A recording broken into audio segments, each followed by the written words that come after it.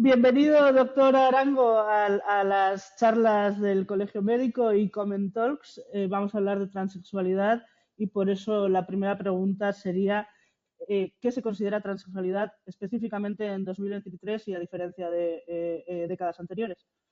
Bueno, pues el cambio fundamental que ha habido es que la Organización Mundial de la Salud ha cambiado primero el concepto, que se llamaba disforia de género, ¿no? Por lo tanto, considera que yo creo que de forma acertada, que no siempre hay una disforia, y lo ha sacado de los trastornos, del capítulo de trastornos mentales, y le ha puesto el nombre de incongruencia de género.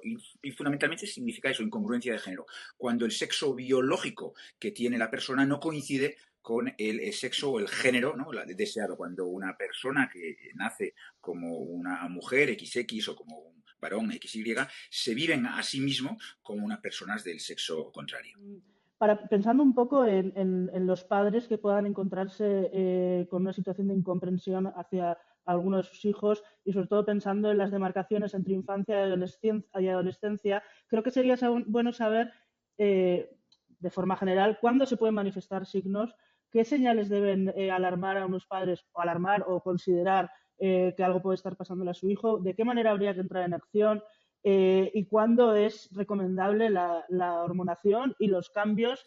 Son Bueno, signos que se ven de forma muy, muy temprana, ¿no? Y que aparecen como una cosa natural, ¿no? De una vivencia natural, no porque tal han ido a clase a decirme esto, o me encuentro a disgusto con lo que me ha pasado últimamente, el acoso, la discriminación por cualquier otro motivo, y entonces me refugio aquí, ¿no? Y entonces, y por eso en su día estuvimos a favor, ¿no? De esa despatologización de los trastornos mentales, porque en algunas ocasiones realmente no lo es, lo cual no significa que no siempre no lo sea. Pero claro, aquí aparecen dos fenómenos, y son dos fenómenos que son preocupantes. Uno es el de la ideologización, ¿no? El llevar esto al terreno ya de la política, o del terreno de lo que me interesa, me conviene, o del terreno incluso de la mentira, ¿no? Como que se puede cambiar el sexo biológico, ¿no? Y que uno tiene derecho a tener el sexo biológico que uno quiere, cuando es algo que es imposible, que es contra natura, y por tanto, a día de hoy es imposible. No podemos cambiar los cromosomas ni los genes con los que nacen unas personas u otras, ni podemos hacer que una persona tenga cáncer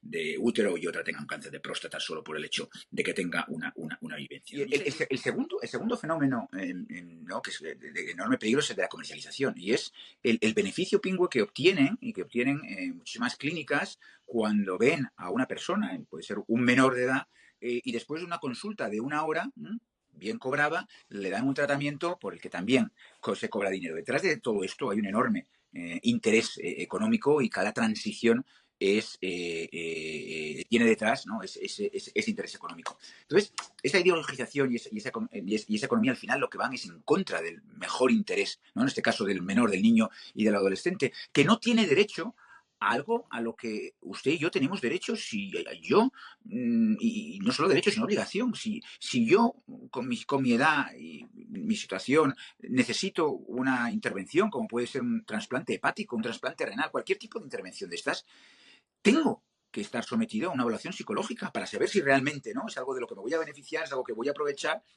y es un bien financiado y público, pagado por el Estado, como son estas hormonaciones y estas transiciones cuando se hacen por el sistema público, en el cual yo tengo que tener una evaluación completa, porque no se va a hacer de estos casos cuando encima son menores, ¿no? Y estamos hablando de tratamientos irreversibles, que, por cierto, no aprobados por las agencias reguladoras, ¿no?, en cuanto a seguridad o tolerabilidad, ¿no? Entonces, es esa mezcla de, ¿no?, de algo que se han dado cuenta en estos otros países, ¿no?, de nuestro entorno, mucho más desarrollados, y que ya han pasado por ahí, de, bueno, efectivamente, yo puedo hacer daño a unos poquitos, ¿verdad?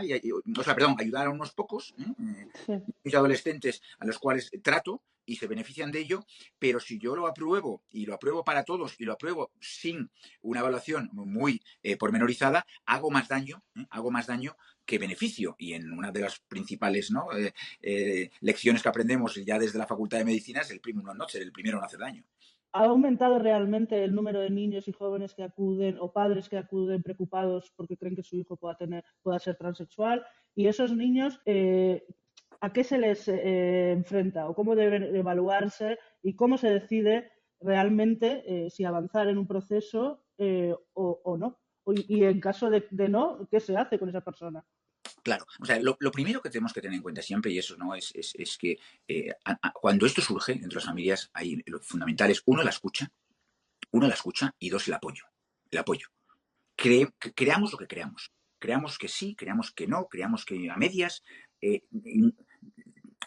No hay menores, no hay menores que digan que son trans para fastidiar a sus padres, y esa vivencia interna, sea derivada de una incongruencia de género o sea derivada de una psicopatología de base, genera sufrimiento, genera dudas, y eso requiere de un apoyo emocional por parte de la familia que debe estar siempre ahí apoyando, ¿no? Ahora, dicho eso, es fundamental el, el, el tener paciencia, y el escuchar y el intentar ver por qué se dan las cosas. El correr, las prisas siempre son malas consejeras, y más en la infancia y en la adolescencia. Miren, en los artículos que se han publicado en países como Holanda, donde pues se pueden hacer esta hormonación y esta cirugía en menores de edad, lo que han visto es que después de 6 meses de evaluación por parte de profesionales de la salud mental, por parte de distintos especialistas médicos, lo que se ha visto es que en esos menores, un 60%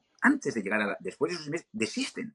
Claro, si yo lo hubiera hecho el día 1, el día que vienen a mi clínica privada, en donde sea, y les cobro a ese menor y lo hormono, claro, tendría un 60% que dentro de unos meses me dirían que ya no lo quieren. ¿Y cómo vuelvo yo atrás? Cuando uno rasca en estos menores, lo que ve debajo es mucho sufrimiento, mucho aislamiento, mucha discriminación, mucho acoso escolar, mucho no encontrarse a gusto en una sociedad, y la búsqueda, ¿no?, de ser trans como una salida o solución mágica a los problemas que me están pasando.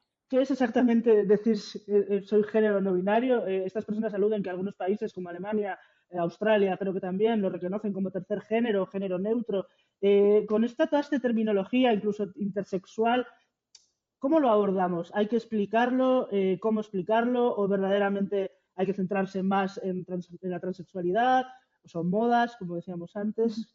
A mí como médico, vamos a la vivencia subjetiva que tenga cada persona de cómo se vive, ¿no? Pues, pues todos hemos visto, hay algunos que se viven como, ¿no?, como plantas o como animales, o que se viven sin, Eh, que se viven sin piernas, o sea, esa vivencia subjetiva, pues desde el punto de vista sociológico, ¿no? Desde el punto de vista, me puede preocupar. No sé, a mí como médico lo que me preocupa es la accesibilidad a tratamientos médicos irreversibles, ¿no? Que puedan truncar vidas, y luego encima que eso se potencie y se financie por el sistema público, ¿no? Y eso es lo que me preocupa. Y lo que veo que hay detrás de mucho de esto es de verdad, es una perpetuación del machismo rancio, porque vamos a ver, yo antes le preguntaba, ¿cómo se explica un incremento de 700%? ¿No? mm, Y le pregunto, ¿cómo se explica que antes, ¿no?, la mayor parte, cuando veíamos casos muy concretos, muy específicos, que seguían un patrón determinado, solían ser niños que querían ser niñas? Y ahora lo que estamos viendo es que 8 de cada 10 son adolescentes, niñas, chicas, que quieren ser chicos. Y que cuando uno les pregunta qué es para ti ser chico o qué es para ti ser chica, te dicen, lo que sé es que ser chica es una mierda.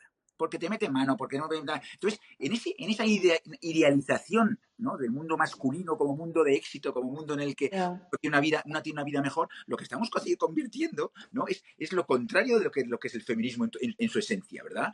Que es que todos, hombres y mujeres, tienen que tener exactamente los mismos derechos, y da exactamente igual que con qué cromosomas nace uno en el mundo y qué expresión tenga uno fenotípica, y cómo aparezca, y qué rasgos tenga uno, si naturalmente de color sea, que eso ya pues, entramos de feminismo, racismo, lo que sea, pero al final, si lo que tenemos son protocolos para perseguir a los adolescentes que en el colegio juegan con muñecas o juegan al fútbol, y tenemos que preguntarles si no serán trans, lo que estamos haciendo es perpetuar ese machismo. Entonces, cuando uno le pregunta a estas adolescentes que quieren ser chicos, muchas de ellas esa es la respuesta que le dan. Han tenido experiencias traumáticas, muchas veces abusos sexuales, que recuerdo que pasan en este país a un 20% de las menores, no estamos hablando de casos nada raros, personas con trastornos del espectro autista, funcionamiento, personas que tienen un difícil encaje en la población, que dicen, date, yo lo que quiero es cambiarme esto, y como lo que no se va diciendo por ahí es que el sexo pues se puede elegir. Entonces, y por eso digo que a mí me preocupa más las leyes que están aprobadas en cada una de las comunidades, que son las que regulan el acceso de los menores a estos tratamientos irreversibles, que la otra ley, que para mí me parece peligrosa, dañina, machista, etcétera, pero que al final lo que ponga en un carnet de identidad de si uno es hombre o mujer es, sobre todo desde el punto de vista médico, ¿no?, Ya. es menos dañino para Mm. la persona que lo otro.